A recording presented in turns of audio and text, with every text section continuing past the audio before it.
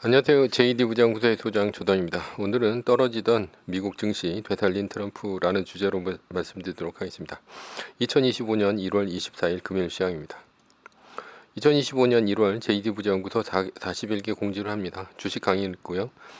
이번 주 월요일서부터 이번 주 일요일까지 일주일간 모집을 하니 관심 있으신 분들은 조던777.com으로 들어오시면 됩니다. 조던777.com에서 매뉴얼과 함께 자산을 10년에 10배, 20년에 100배로 늘리시고 조기 은퇴하시기 바랍니다. 주소창에 조던777.com을 치시면 됩니다. 유튜브 멤버십에서는 더 이상 매뉴얼을 운영하지 않습니다. 뉴욕 마켓워치 트럼프 금리 유가 인하 압박, 주가 올라가고 달러 떨어지고 국채 혼조다라는 기사가 있는데요. 어제는 나스닥이 0.22%, S&P 500 지수가 0.53%, 다우존스 지수가 0.92% 오르면서 3대 지수 모두 상승했습니다. 메인 이슈입니다. 떨어지던 미국 증시 되살린 트럼프. SK 하이닉스 2024년 경영실적 발표, 역대 최고 실적 경신이라는 기사가 있는데요. 어제 나스닥 선물은 좋지 않았습니다. 이유는 SK 하이닉스 덕분이었습니다. SK 하이닉스가 사상 최대의 실적을 냈지만 사상 최대의 실적은 HBM으로 인한 것이었습니다. 그러나 문제는 전망이었습니다. AI는 좋겠지만 앞으로 나머지 PC나 아니면 스마트폰 같은 실적은 좋지 않을 것이다. 이렇게 전망을 했죠. 그래서 나스닥 선물은 하락하고 있었습니다. 엔비디아는 어제 선물에서 약 2% 가까이 떨어지고 있었고요. 나머지 매그니피센트 7 종목도 좋지 않았습니다. 전날 스타게이트 발표로 인한 흥분은 SK 하이닉스로 인해 잠잠해진 것입니다. 그러나 반전이 일어났습니다. 다보스 포럼에 참여한 트럼프 미국 대통령은 화상연설에서 중요한 메시지를 던졌습니다. 우선 유가를 내리라고 요청하겠다고 했고요. 유가가 내려오면 금리 인하를 요구하겠다고 했습니다. 그러자 유가는 상승세에서 하락세로 돌아섰고 1%가 떨어졌습니다. 달러도 약세로 돌아섰고 떨어지던 주가는 다시 올라가기 시작했습니다. 트럼프 금리 인하 발언은 물론 연준의 압박용 발언이었습니다. 게다가 주간 연속 실업보험 청구 건수 또한 증가하고 있었습니다. 따라서 연준은 트럼프의 압박과 함께 실업자 증가로 인한 경기 침체 우려를 외면할 수 없을 것입니다. 연준이 금리를 내리면 주가는 오릅니다. 결론입니다. 하락하던 미국 증시를 트럼프의 말 한마디가 살렸습니다. 앞으로 주가가 떨어질 때마다 트럼프의 말이 주가를 살려줄 것으로 보입니다. 그러나 트럼프가 이런 말을 다보스 포럼에서 할지 누가 알았겠습니까? 게다가 주가에 반영될 줄은 누구도 몰랐을 것입니다. 미래의 돌발적인 변수가 항상 주가를 움직입니다. 이런 것을 보면 앞으로도 주가가 어떻게 움직일지는 아무도 모르는 것이 당연합니다. 서브 이슈입니다. 자기 자신을 사랑하는 자만이 자유인이 된다. 신분사회에서 겸손이 미덕이었습니다. 왜냐하면 계급이 태어날 때서부터 정해져 있기 때문입니다. 노예가 자유를 원하면 죽음밖에 없습니다. 신하가 왕이 되기를 원하면 이 또한 죽음밖에 없습니다.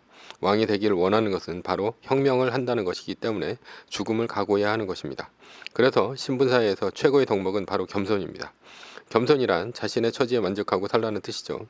그래서 신분사회에서는 꿈을 꾸면 안 되는 사회였습니다. 그 중에서도 서양보다 동양은 겸손을 더 강조했습니다. 그러니 동양은 신분의 차별을 극복하기 매우 어려운 사회라는 뜻이 됩니다. 해겔은 그래서 동양을 가장 저급한 사회라 했습니다. 저급한 사회란 동양은 역사 발전 순서에서 가장 하위에 있다고 본 것입니다. 해겔은 동양 그리고 그리스 로마, 중세, 서양 근대로 해석했습니다. 동양이 가장 저급한 것은 한 사람의 군주를 위해 모두가 희생해야 하는 사회였기 때문입니다. 그리스 로마는 공화정이었고요. 중세는 종교적 가치가 있었으며 서양 근대는 공화정과 종교적 가치가 공존한 사회라 생각했습니다. 종교적 가치란 기독교적인 가치이고요. 하나님 아래 모든 인간이 평등하다는 인권사상을 포함한 가치가 아닐까 저는 생각합니다. 그래서 해겔은 중국을 공간만 있고 시간은 없는 나라라고 했습니다. 중국은 역사만 오래되었지 공화정도 인권도 없어 역사 발전이 없는 왕조의 나라였기 때문입니다. 왕조의 나라가 나쁜 이유는 왕 하나만이 자유인이기 때문입니다. 그러나 현대는 다릅니다. 자본주의 세상이 왔습니다. 즉 돈이 있다면 자신이 원하는 것을 모두 살 수 있는 세상이 되었습니다. 아니 돈이 바로 권력이었고 돈이 신분인 세상입니다. 따라서 자본 축적이 많은 부자는 자신이 원하는 자유를 얻을 수 있게 되었습니다. 자본주의 사회는 꿈을 이룰 수 있는 사회입니다. 여기서 꿈이란 누구나 내 인생의 주인이 될 수 있다는 것입니다. 자본주의 사회는 신분사회와는 다릅니다. 싫어하는 것을 없애다 보면 좋아하는 것만 남습니다. 싫어하는 친구나 지인이 있다면 안 만나면 됩니다. 직장을 다니는 것이 싫다면 직장을 그만두면 됩니다. 직장 상사가 싫다면 직장을 그만두면 되겠죠. 반면에 좋아하는 취미가 있다면 그대로 하면 됩니다. 영화가 좋다면 영화를 보고 여행이 좋다면 여행을 다니면 됩니다. 이렇게 싫어하는 것을 없애고 좋아하는 것을 즐기다 보면 결국 즐거운 것만 남게 됩니다. 그리고 나는 내 인생의 주인이 됩니다. 그러나 대부분의 사람들은 싫어하는 직장을 그만두지 못합니다. 직장을 그만두지 못하는 이유는 경제적 자유를 얻지 못했기 때문입니다. 페르시아의 키루스 대왕이 리디아라는 나라와 싸울 때의 일입니다. 리디아는 금이 많이 나와서 부유한 나라였습니다.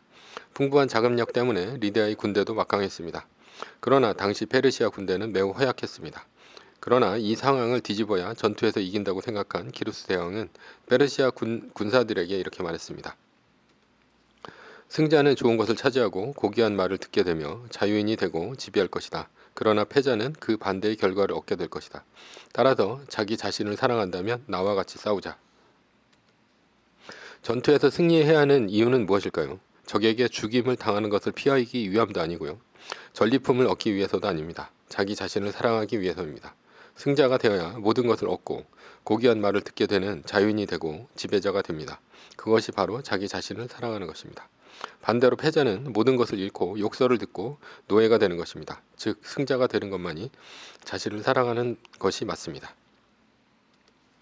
자본주의 사회에서 경제적 자유인이 되는 방법은 두 가지입니다. 하나는 사업을 하는 것이고 또 하나는 투자를 하는 것입니다. 경제적 자유 외에도 내 인생의 자유인이 되어야 하는 이유는 또 있습니다. 자유인이 원하는 것과 노예가 원하는 것이 다르기 때문입니다. 자유인은 내가 하고 싶은 것을 하는 사람이고요. 노예는 타인이 원하는 것을 하는 사람입니다. 그래서 노예는 아무리 많은 연봉을 받아도 노예일 뿐입니다. 나의 꿈을 성취하려는 사람은 자유인이고 남의 꿈을 성취하기 위해 일을 하면 노예입니다. 자본주의는 우리에게 선택을 강요합니다. 주인으로 살 것인가 아니면 노예로 살 것인가. 대부분의 사람은 배부른 노예의 길을 택합니다.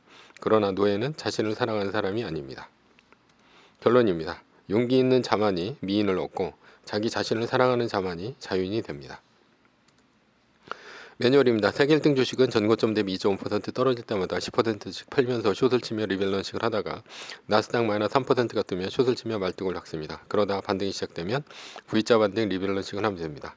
자세한 내용은 JD부장구소 인강 사이트에서 강의를 들으시면 됩니다. 전제는 세계 1등 주식은 우승해야 합니다. 매뉴얼을 지키며 세계 1등에 투자하면 매년 25%의 복리로 10년간 10배, 20년간 100배로 재산을 불릴 수도 있습니다.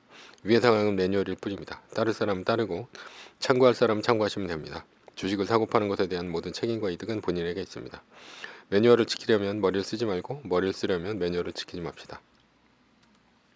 오늘은 떨어지던 미국 증시 되살린 트럼프라는 주제로 말씀드렸고요. 지금까지 JD부장구소의 소장 조던이었습니다. 지금까지 들어주셔서 감사합니다.